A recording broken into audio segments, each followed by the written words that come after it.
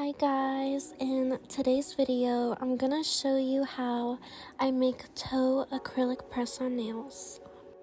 So the full cover nail tips that I'm using are from Amazon, and I'm gonna link that and everything else that I use in this video down below. And I am going to be doing 2 of every size that's in the nail box, and this just guarantees that it's going to fit the customer in case they don't know their nail size.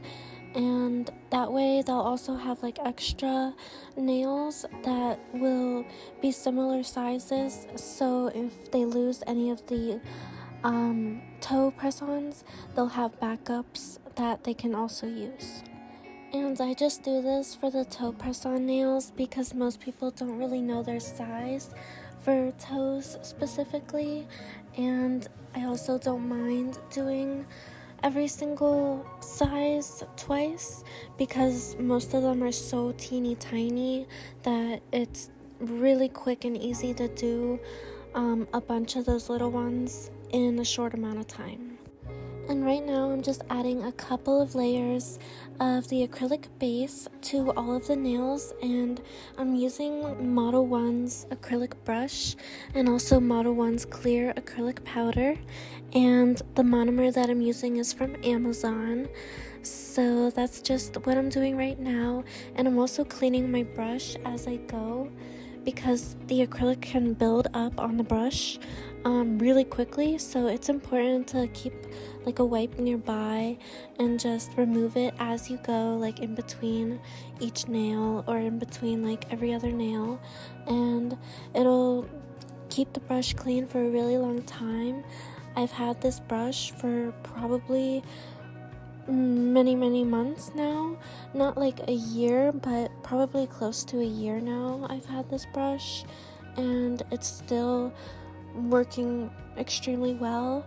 And it's not even a Kolinsky brush, it's like a knockoff version of Kolinsky, and it's really good. It's only $10 for 3 of them, and I've only used this one.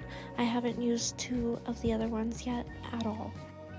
And I'm only gonna use this bigger acrylic brush for the big toe press-on nails, and then I'm gonna go in with my smaller acrylic brush for the smaller nail tips. Here's the brush that I'm using for the smaller toe press-on nails, and this is a brush that I typically use for 3D flower nail art, and I just thought it would be better because it creates like the perfect sized bead for those tiny toe nail tips instead of that bigger nail brush that just creates too big of a bead for such a small nail tip. And I'm adding just a couple of layers of the acrylic base on every single nail tip, and then I'm gonna let it dry, and then once it's all dried I'm gonna be filing the top layer lightly so that the nails are all prepped for my gel polish.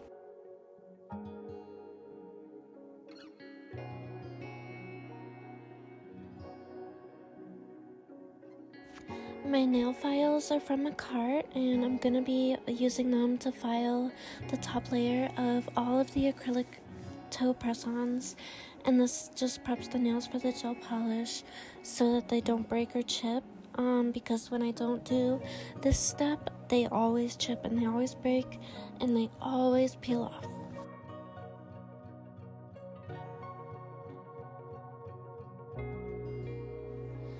The gel polish that I'm going to be using on all of the nails is a nude sparkly gel polish from Beetles, and right now I'm just going in with 1 layer on all of the nails, and then once that layer is cured I'm going to go in with a second layer using the same color.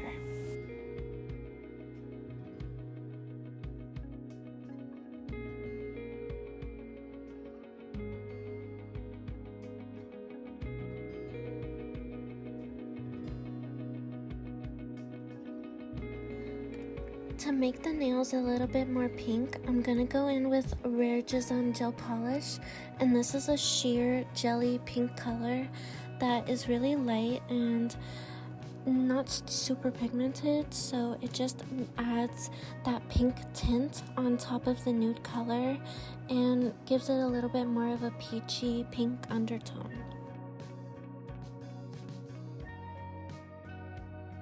Once that gel polish is cured, I'm gonna use white gel polish from Model 1s and also a fine tip nail brush from Beetles.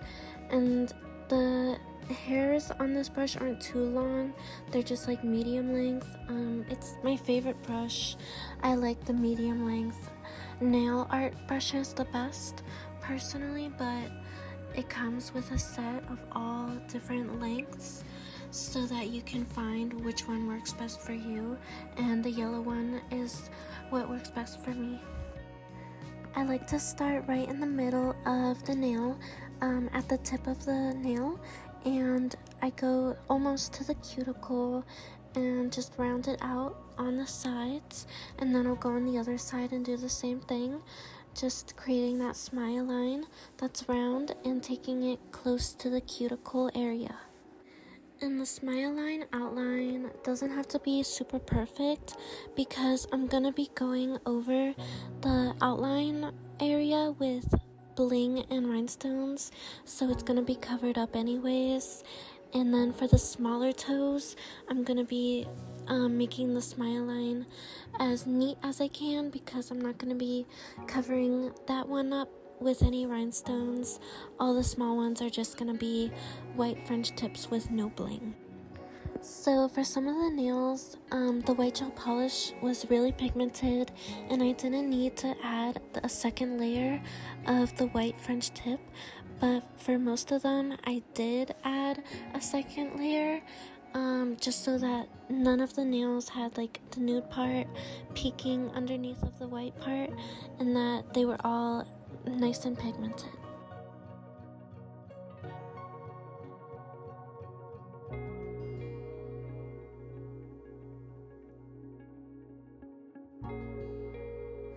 Here I'm adding the white French tips to the small toe press-on nails, and I'm just doing the same thing, starting right in the middle of the nail and then doing only half of one side first, and then I'm gonna do the other half after, and that just helps me to keep it symmetrical and keep it really neat.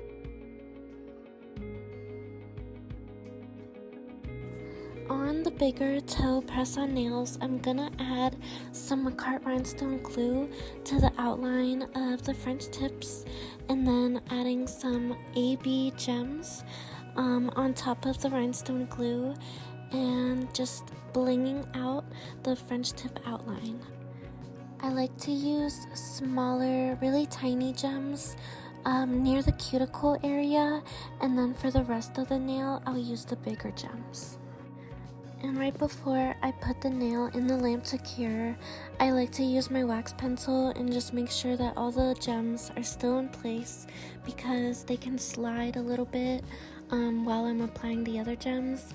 And then when I make sure that they're all in place, that's when I'll finally put it in the lamp to cure. So I also wanted to include like a little bit of advice on how I started and how to start yourself, because I was on a budget when I started. I didn't have like a lot of money at all, and that's perfectly okay. Like, that's okay to start on a budget if you're trying to do this as like a business, because all you really need is a nude color, like one box of nail tips. If they're a longer in length, then you can just trim them down and offer multiple different lengths with that one box alone of nail tips. And then the most popular colors right now for nails is white, black, and pink. So if you just want to get one pink color and one nude, there are a lot of different sets that you can make, and you don't even need to include the acrylic base as like a beginner when you're just starting out, because when I started out selling, I just did gel base instead of acrylic, and that's okay because you don't have to do acrylic press-ons when you're just starting. And I was also on a budget, so I didn't really have all the acrylic materials and the monomer and everything, or the brushes. So just doing gel polishes, just getting one box of nail tips, one top coat that's glossy, and one little box of bling is affordable, and it's a great way to start out because you're not overspending on like a crazy amount of gel polishes in every single color and every single color of acrylic, because you don't know like if you're actually going to reach for those colors all the time. And slowly building that collection of colors over time as you grow and as you start to sell the press-on nails is the best way to go about it. And that's what I just highly recommend for those that's on a budget, because that's how I started. Also, if you go on Amazon and search press-on nail boxes or like press-on nail packaging boxes, there's a lot of affordable ones that'll come with like a bunch of the little boxes, and it'll also include clear tape with the boxes as well.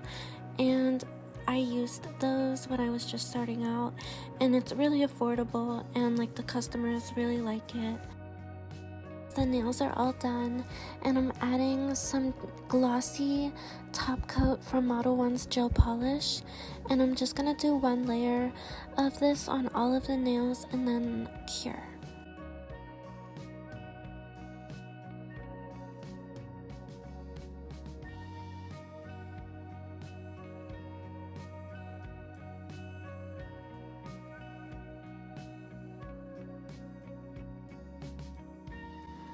Before I can file the nails, I have to twist off the little handle part that's on the tips of all of the toe press-ons, and then I'll be able to file the nails like normal.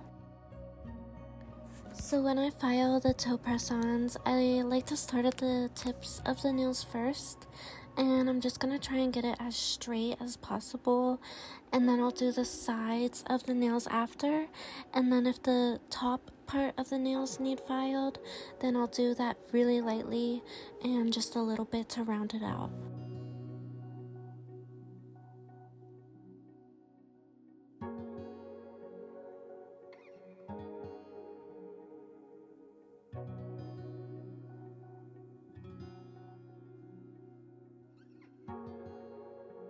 I like to use a fluffy brush for all of the dust that comes off of the nails whenever I file them, and this just helps to keep it clean. And I'm doing the exact same thing for the little toe press-ons. I just start at the tips of the nails first and get that part really straight, and then I'll do the sides after, and if the cuticle area needs to be rounded out a little bit, then I'll lightly file that area as well.